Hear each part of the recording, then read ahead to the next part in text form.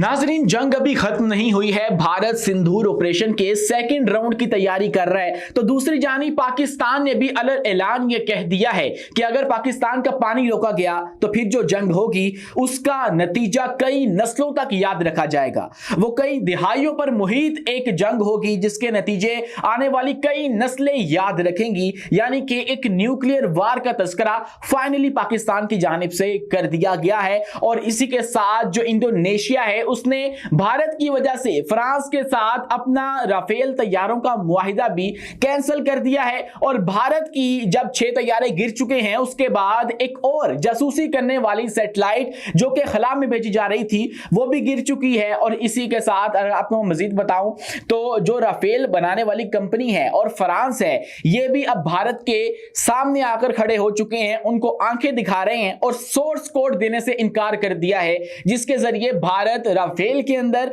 अपने देसी मिसाइल लगा सकता था जो कि उनके अपने मुल्क के तैयार करदा हैं। अब वो नहीं कर सकेगा क्योंकि फ्रांस ने राफेल का सोर्स कोड देने से भारत को साफ साफ इनकार कर दिया है। ये तमाम तफसीलात आपके सामने रखेंगे इसी वीडियो के अंदर, लेकिन उससे पहले हमारी आपसे दस्तबरदा गुजारिश है कि हमारे इस चैनल को लाइक कीजिए, सब्सक्राइब कीजिए और बेल आइकन को लाजमी दबा दीजिए ताकि हर नई आने वाली वीडियो आप तक बर वक्त पहुंच सके।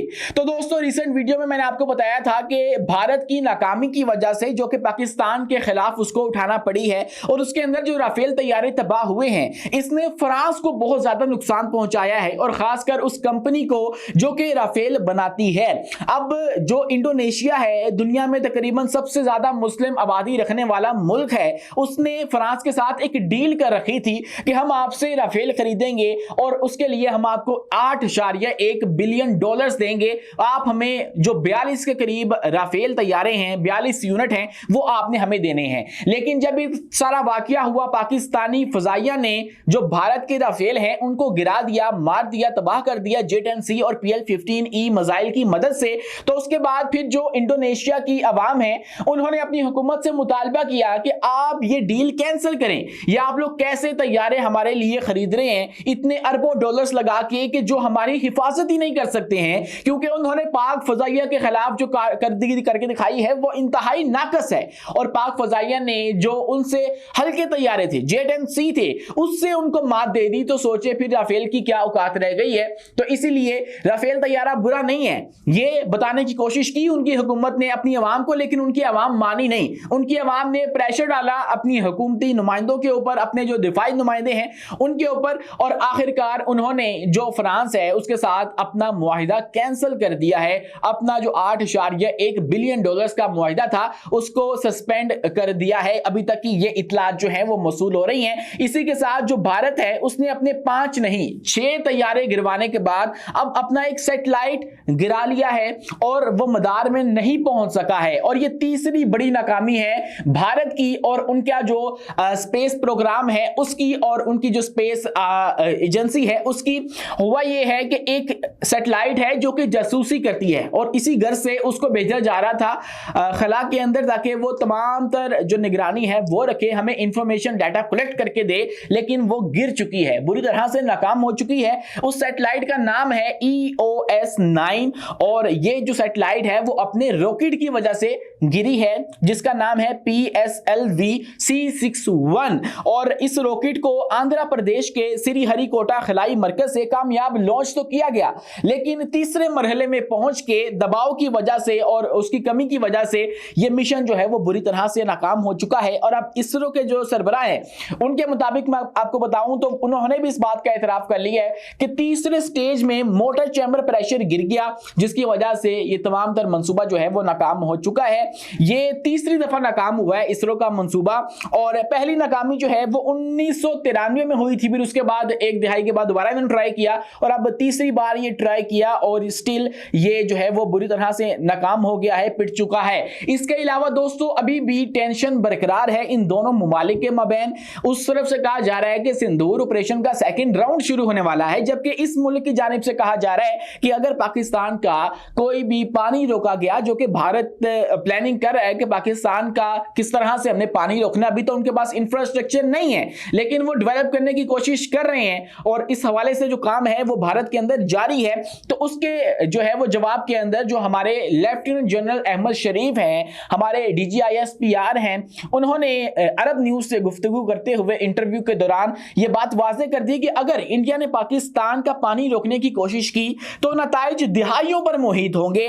पाकिस्तानी फौज ने खबरदार किया है कि दरियाए सिंध और उसके मुआवन दरियाओं में पाकिस्तान के हिस्से के पानी को रोकने की इंडिया की किसी भी कोशिश के नताइज नस्लों पर मुहित होंगे। इसका मतलब यह है कि एक न्यूक्लियर वार होगी जिसके अंदर फिर कोई बचेगा नहीं, जिसके आफ्टर इफेक्ट्स जो हैं वो आप हिरोशिमा नागासाकी में देख सकते हैं। और इसी तरह की जो कार्रवाई है उसका ऐलान जो है पाकिस्तान ने किया है इन केस के आप हमारा पानी बंद करते हैं। तो बेहतर है कि भारत इस तरह की कोई कार्रवाई ना करे ताकि ये एस्केलेशन दोबारा से इस नहज पे ना पहुंच जाए, क्योंकि जब भी दोनों मुमालिक आमने सामने आते हैं तो आप यूं समझ लीजिए कि ये पूरा का पूरा खिता जो है वो आग के दहाने पे खड़ा होता है। किसी भी वक्त कोई एक गलत कदम और ये पूरा का पूरा खिता जो है वो खत्म हो जाएगा।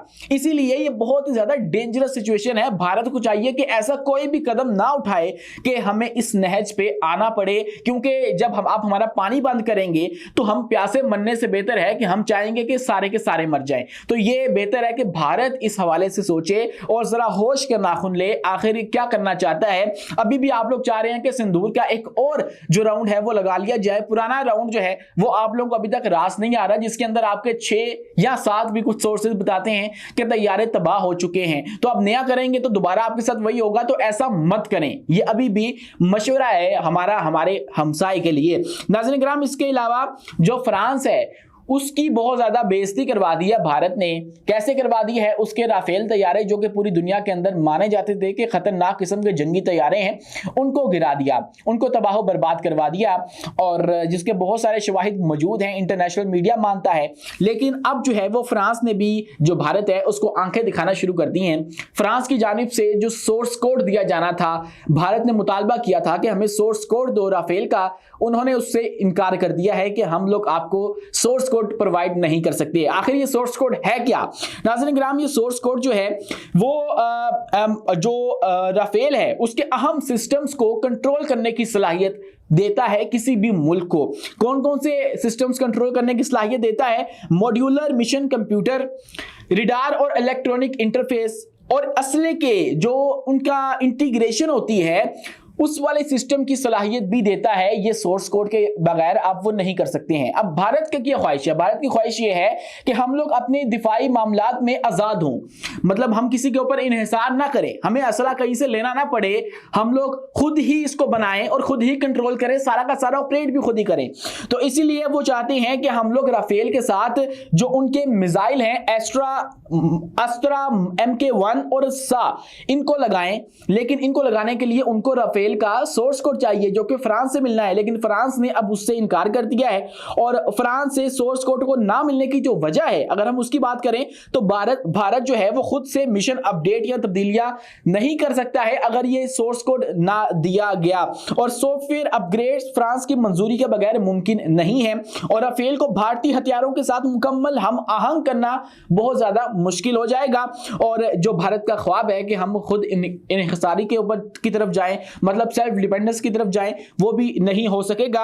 और सोर्स कोड की अदम फराहमी जो है वो भारत के ये ख्वाब चकनाचूर कर देगी।